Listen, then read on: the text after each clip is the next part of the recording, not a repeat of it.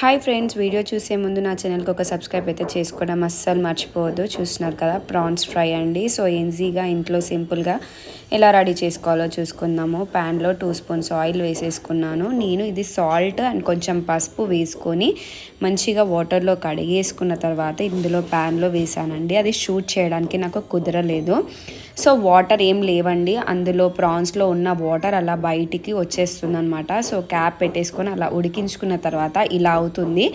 So అది ring సైజులో వచ్చిన తర్వాత అది మనకు ఉడికినట్టు అండి. సో దీంట్లోనే కొంచెం పసుపు, అలాగే కొంచెం కారం,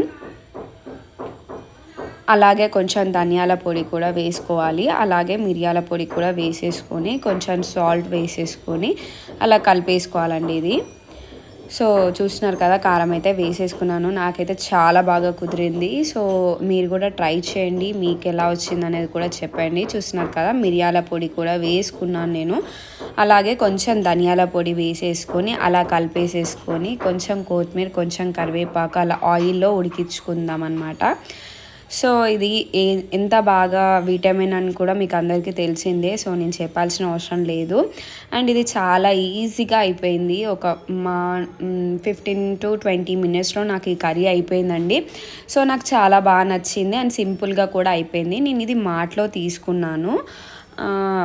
మా ఇంటి దగ్గర ఒక చిన్న మార్ట్ ఉంది. సో అందులో నేను డీమార్ట్లో కానీ ఇట్లా కొంచెం పెద్ద పెద్ద మార్ట్స్ ఉంటాయి కదా, అందులో ఉంటాయన్నమాట. సో ఫ్రెష్వి అలా తీసుకోవచ్చు. అలాగే ఇందులో టమాటా కూడా వేసేసుకున్నాను. లేదు అంటే మీరు బయట మార్కెట్లో కూడా అవైలబుల్గా ఉంటుంది కదా, సో అలా కూడా తీసుకోవచ్చు. చూస్తున్నారు కదా, టమాటో వేసేసి క్యాప్ పెట్టేసుకొని ఉడికించుకున్నాను. సో రెడీ అయిపోయిందండి. ఇంకా సర్వ్ చేసుకొని రైస్లో, చపాతీలో తినేయడం అనమాట.